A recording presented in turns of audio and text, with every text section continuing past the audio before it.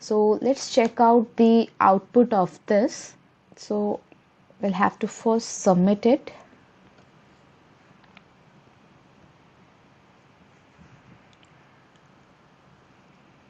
Okay, so it's completed. Now let's check out the output for the score model. Right click on this and then visualize the score data set here. Okay, so here you will see that along with the column, right, along with the column of price, there is one scored level as well. So this price column is the known value and the scored level is the predicted value. So if you compare this, you will find the values are exactly same. So it's like 10,000 and then 9,600, 5,900, 6,300, right? So the values are almost same here. After that, if you want, you can remove the price column as well. It's your choice, right? So till here we get the predicted values. Let's evaluate our result, right? So we'll do the final evaluation by calling the evaluate module. So we'll visualize the data here. Okay, so now here you will see the output, like let me click on this. So you found that the mean absolute error here is 177, the root mean squared error 2461, right? The relative absolute error 0.389 and the coefficient 0.86, right? So you will find all this value which has like average of absolute error related to the difference between the actual values and the overall of all actual values, right? So here with the coefficient of determination, it's like more close the value is with 1, the better is your prediction. Okay, so here the value is 0.86. Yeah, so this is the evaluation what we have done for our machine learning model, and also make a note of this RMSE error which is 2461. We'll check out this result on our next demo. Over to you, Bhavesh. Thank you. All right. So you saw great demo, Anjali. You saw how easy it is for you without having to write a single line of code to get your data, right? And from data, go ahead and create the model for regression model to find the value of the car. But now the issue with the that a lot of data scientists face, right? It's that most of the times we don't want to create one model. So what Anjali has done is she has created one model using the designer now, and she used regression, right?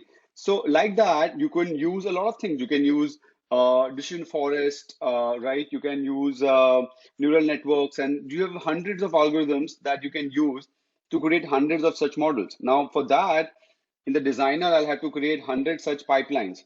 Then there's something called as hyperparameter values. So for all the algorithms, there are a lot of configuration parameters which I can change, and when I change it, sometimes I get better results than the other. So imagine if I had 100 algorithms I want to try, and each of them had, let's say, about 50 parameters. I end up running my experiment for 5,000 times before I find the best model, right? So how do I actually, so automated machine learning, right, in Azure Machine Learning helps me with this problem. What it does is that it actually goes ahead and lets me figure out, let's say, in the what are the features which are the most useful, right? Which is the algorithm which is better, and which parameters to use. So if you take all of the combination of that, you probably have thousands of different combinations of that.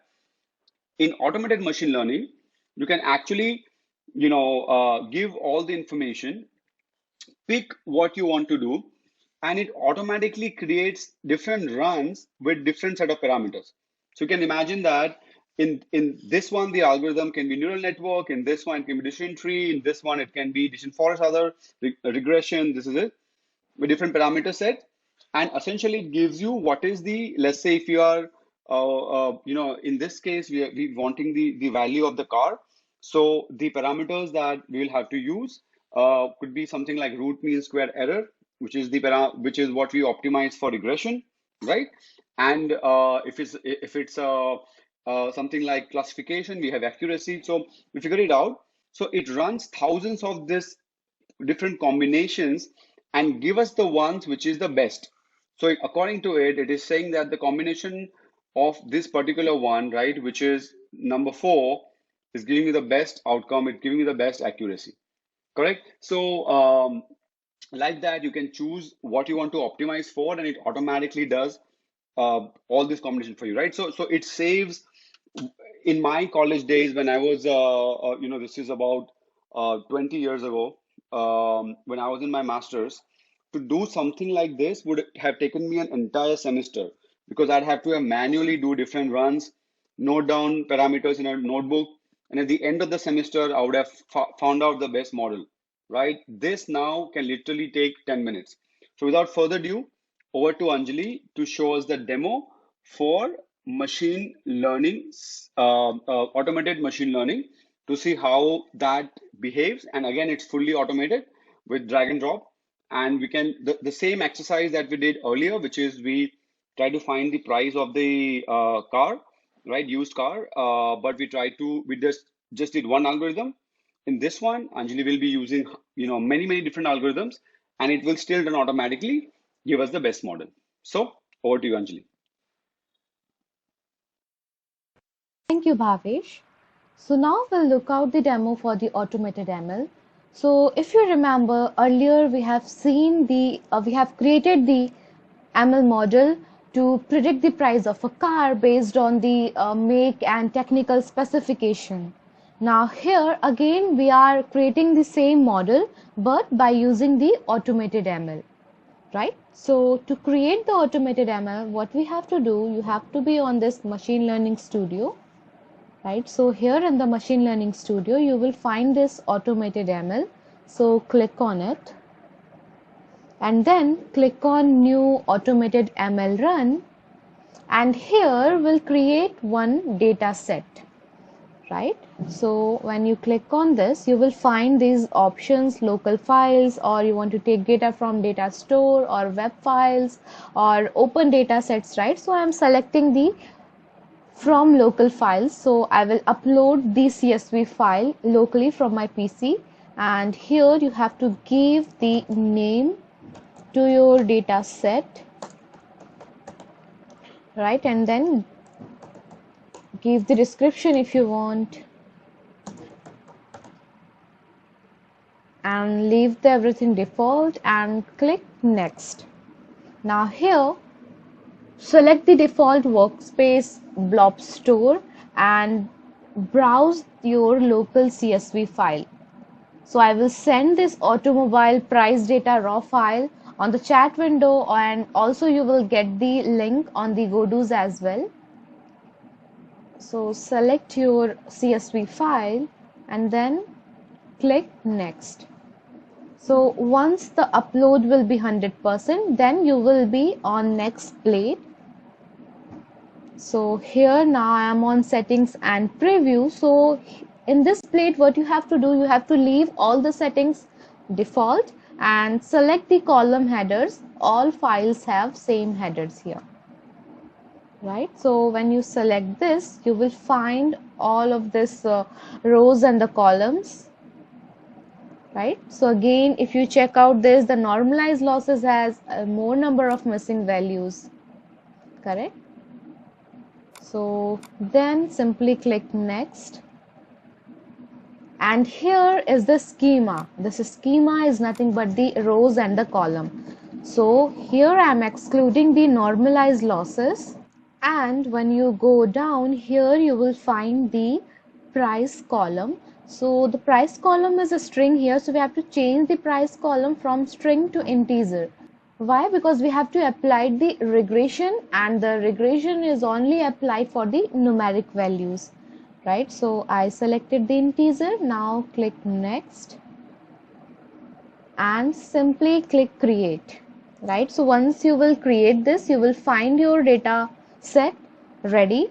So I'm not creating it for now because I already have one.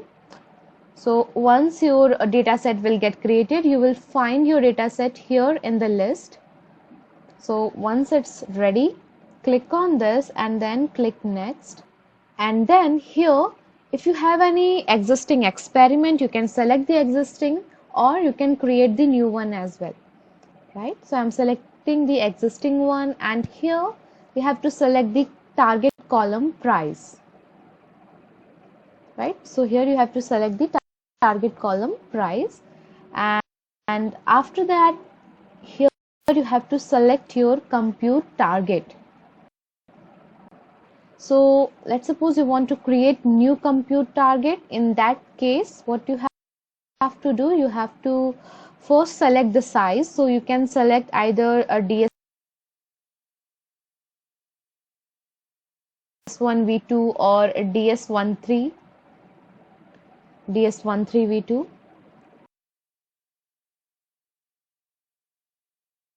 and simply click next.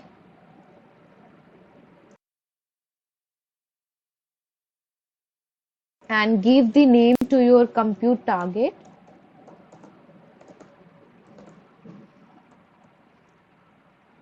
And make this one minimum number of node 1 and maximum number of node 2.